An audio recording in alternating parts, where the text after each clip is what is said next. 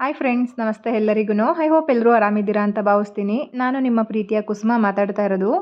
ಇವತ್ತಿನ ವಿಡಿಯೋದಲ್ಲಿ ನಾನು ಸ್ಕಿನ್ನಿಗೆ ಗ್ಲೋಯಿಂಗ್ ಬರೋದಕ್ಕೆ ಮನೆಯಲ್ಲೇ ಸಿಂಪಲ್ಲಾಗಿ ಒಂದು ಸೋಪ್ನ ಯಾವ ರೀತಿ ರೆಡಿ ಮಾಡ್ಕೊಬೋದು ಅಂತ ಹೇಳ್ಬಿಟ್ಟು ತೋರಿಸ್ಕೊಡ್ತೀನಿ ಬನ್ನಿ. ತುಂಬ ಈಸಿಯಾಗಿ ಮಾಡ್ಕೊಬೋದು. ಕಡಿಮೆ ಇಂಗ್ರೀಡಿಯೆಂಟ್ಸಲ್ಲಿ ನೀವು ಮನೆಯಲ್ಲೇ ಯೂಸ್ ಮಾಡೋವಂಥ ಒಂದಷ್ಟು ಐಟಮ್ನ ಹಾಕಿ ನೀವು ಈ ಸೋಪ್ನ ರೆಡಿ ಮಾಡ್ಬೋದು. ನಮ್ಮ ಸ್ಕಿನ್ನಿಗಂತೂ ತುಂಬ ಅಡ್ಜಸ್ಟ್ ಆಗುತ್ತೆ. ಯಾರಿಗೆಲ್ಲ ಮುಖದಲ್ಲಿ ಬ್ಲ್ಯಾಕ್ ಹೆಡ್ಸ್ ಇದೆ ಮತ್ತು ಕಲೆಗಳಿದೆ, ಸ್ಕಿನ್ ರಫ್ ಇದೆ ಅನ್ನೋರಿಗೆಲ್ಲ ಈ ಸೋಪ್ನ ನೀವು ಆರಾಮಾಗಿ ಯೂಸ್ ಮಾಡ್ಬೋದು. ಒಂದು ಒಳ್ಳೆ ರಿಸಲ್ಟ್ ಬರುತ್ತೆ. 100% ಇದು ನಿಮಗೆ ತುಂಬ ನ್ಯಾಚುರಲ್ಲಾಗಿ ರಿಸಲ್ಟ್ ಬರುತ್ತೆ. ನೀವು ಪಾರ್ಲರ್ಗೆ ಹೋಗಿ ಫೇಶಿಯಲ್ ಮಾಡಿಸ್ಕೊಂಡ್ರೂ ಕೂಡ ಇಷ್ಟು ಒಳ್ಳೆ ರಿಸಲ್ಟ್ ಬರೋಲ್ಲ.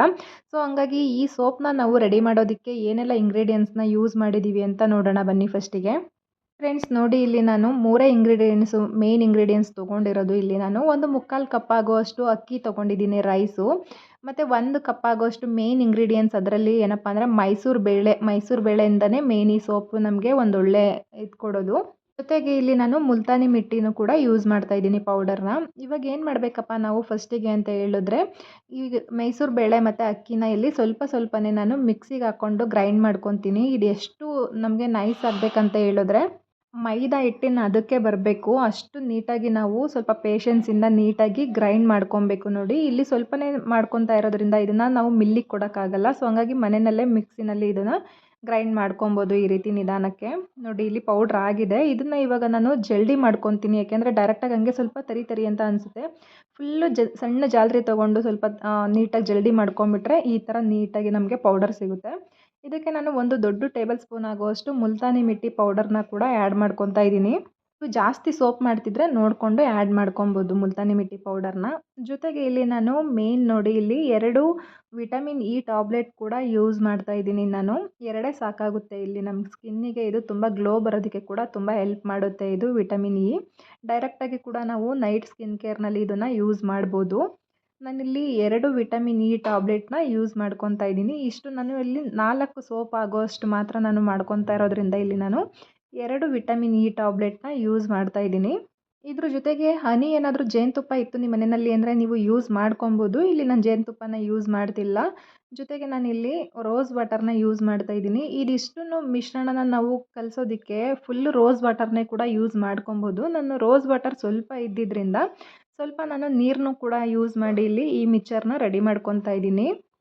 ಇದನ್ನು ಸ್ವಲ್ಪನೂ ಗಂಟಿಲ್ದಾಗಿರೋ ರೀತಿಯಾಗಿ ಸ್ವಲ್ಪನೇ ನೋಡಿಕೊಂಡು ನಾವು ನೀರು ಹಾಕ್ಕೊಂಡು ನೀಟಾಗಿ ಮಿಕ್ಸ್ ಮಾಡ್ಕೊಬೇಕು ಮಿಶ್ರಣನ.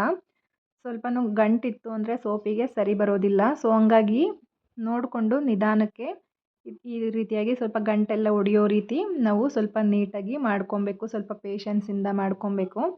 ಬೇಗನೆ ಆಗುತ್ತೆ, ಆ ಥರ ಏನಿಲ್ಲ. ನೋಡಿ, ಆಗಿದೆ, ರೆಡಿ ಮಾಡ್ಕೊಂಡಿದ್ದೀನಿ. ನೆಕ್ಸ್ಟ್ ಇವಾಗ ನಾನಿಲ್ಲಿ ಸೋಪ್ ಬೇಸ್ ತೊಗೊಂಡಿದ್ದೀನಿ. ಇದು ನಿಮಗೆ ಆನ್ಲೈನಲ್ಲೇ ಸಿಗುತ್ತೆ. ನಿಮಗೆ ಮೀಶೋದಲ್ಲಿ ಇಲ್ಲ ಅಮೆಝಾನಲ್ಲಿ ಕೂಡ ನೀವು ಇದನ್ನು ಬುಕ್ ಮಾಡ್ಕೊಬೋದು.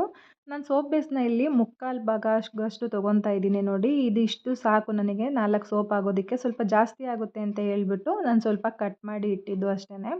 ನೋಡಿ, ಈ ರೀತಿಯಾಗಿ ಸಣ್ಣ ಕ್ಯೂಬ್ಸ್ ಆಗಿ ನಾವು ಕಟ್ ಮಾಡ್ಕೊಬೇಕು. ಯಾಕೆಂದರೆ ಇದು ಸ್ವಲ್ಪ ಬೇಗ ಮೆಲ್ಟ್ ಆಗುತ್ತೆ. ಡೈರೆಕ್ಟಾಗಿ ಹಾಕಿದ್ರೆ ಬೇಗ ಮೆಲ್ಟ್ ಆಗಲ್ಲ. ಸೊ ಹಂಗಾಗಿ ಈ ರೀತಿ ನಾನು ಚಿಕ್ಕ ಕ್ಯೂಬ್ಸ್ ಆಗಿ ಕಟ್ ಮಾಡ್ಕೊತಾ ಇದ್ದೀನಿ. ನೋಡಿ, ಕಟ್ ಮಾಡಿದಾದಮೇಲೆ ಈ ರೀತಿ ಒಂದು ಯಾವುದಾದ್ರೂ ಪಾತ್ರೆಗೆ ತೊಗೊಂಡು ಅದರೊಳಗಡೆ ಹಾಕ್ಕೊಬೇಕು. ನಾನಿಲ್ಲಿ ಮೊದಲೇ ನೀರನ್ನ ಬಾಯ್ಲ್ ಆಗೋದಕ್ಕೆ ಇಟ್ಕೊಂಡಿದ್ದೆ. ಸೊ ಹಂಗಾಗಿ ಇವಾಗ ಬೇಗ ಇದು ಮೆಲ್ಟ್ ಆಗೋದಕ್ಕೆ ನಮಗೆ ಹೆಲ್ಪ್ ಆಗುತ್ತೆ. 3-4 ನಿಮಿಷದಲ್ಲೇ ಫುಲ್ಲು ಮೆಲ್ಟ್ ಆಗಿಬಿಡುತ್ತೆ. ಇದು ನೋಡಿ, ಲಿಕ್ವಿಡ್ ಥರ ಆಗುತ್ತೆ. ಇದು ಒಂದು 3-4 ನಿಮಿಷ ಸಾಕು. ಯಾಕೆಂದರೆ ನಾವು ಆಲ್ರೆಡಿ ಬಿಸಿನೀರು ಇಟ್ಟಿದ್ವಲ್ವ, ಇದು ಡಬಲ್ ಬಾಯ್ಲ್ ಮಾಡೋದ್ರಿಂದ ಸ್ವಲ್ಪ ಬೇಗನೆ ಆಗುತ್ತೆ. ನೋಡಿ, ಕಾಣಿಸ್ತಿರ್ಬೋದು ನಿಮಗೆ ಚೇಂಜಸ್ಸು, ಎಷ್ಟು ಬೇಗ ಇದು ಕ್ಲಿಯರ್ ಆಗಿದೆ ಅಂತ ಹೇಳ್ಬಿಟ್ಟು. ಇದು ಗೋಟ್ ಮಿಲ್ಕಲ್ಲಿ ತೊಗೊಂಡಿರೋದು ನಾನು ಸೋಪ್ ಬೇಸು.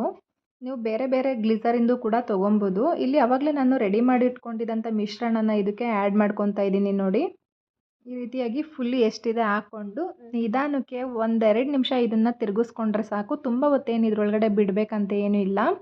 ಯಾಕೆಂದರೆ ನಾವು ಆಲ್ರೆಡಿ ಇದು ಸೋಪ್ ಬೇಸ್ ಇವಾಗ ಆಲ್ರೆಡಿ ಕರಗಿರೋದ್ರಿಂದ ಇದಕ್ಕೊಂದು 2 ನಿಮಿಷ ಈ ರೀತಿಯಾಗಿ ಚೆನ್ನಾಗಿ ಸ್ವಲ್ಪನೂ ಗಂಟಿಲ್ದಂಗೆ ರೆಡಿ ಮಾಡ್ಕೊಂಬಿಟ್ರೆ ಆಯಿತು. ಇದು ಇಷ್ಟೇ ನೋಡಿ ಫ್ರೆಂಡ್ಸ್. ಒಂದು 5 ನಿಮಿಷ, ಒಂದು 5-10 ನಿಮಿಷ ಟೈಮ್ ಕೊಟ್ರಿ ಅಂದರೆ ಮನೆಯಲ್ಲೇ ನಿಮಗೆ ಸ್ಕಿನ್ ಗ್ಲೋಯಿಂಗ್ ಸೋಪ್ ರೆಡಿ ಆಗಿಬಿಡುತ್ತೆ.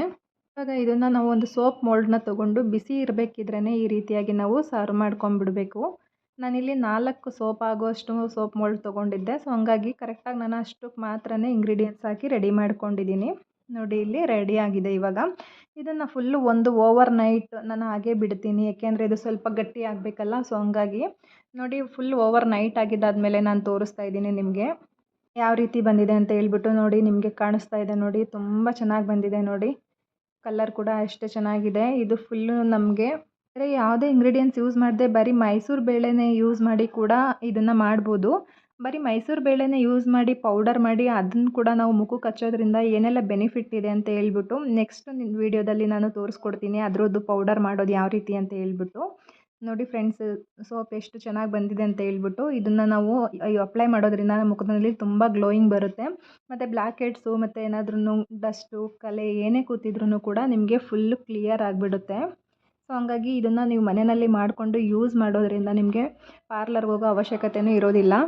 ಮನೆಯಲ್ಲೇ ನಾವು ನ್ಯಾಚುರಲ್ಲಾಗಿ ನೋಡಿ ಸ್ಕಿನ್ ಕೇರ್ನ ಮಾಡ್ಕೊಬೋದು. ಇವತ್ತಿನ ವಿಡಿಯೋ ಇಷ್ಟ ಆಯಿತು ಅಂತ ಹೇಳಿದ್ರೆ ಮತ್ತು ನಿಮಗೆ ಈ ಸೋಪ್ ಏನಾದರೂ ಇಷ್ಟ ಆಯಿತು ಅಂದರೆ ಕಮೆಂಟ್ ಬಾಕ್ಸಲ್ಲಿ ಕಮೆಂಟ್ ಮಾಡೋದನ್ನು ಮರಿಬೇಡಿ. ಹಾಗೆ ವಿಡಿಯೋನ ಯಾರೆಲ್ಲ ನೋಡ್ತಾ ಇದ್ದೀರಾ ಸಬ್ಸ್ಕ್ರೈಬ್ ಮಾಡಿಕೊಂಡು ಪಕ್ಕದಲ್ಲಿರೋ ಬೆಲ್ಲೈಕನ್ನ ಕ್ಲಿಕ್ ಮಾಡಿ. Thank you.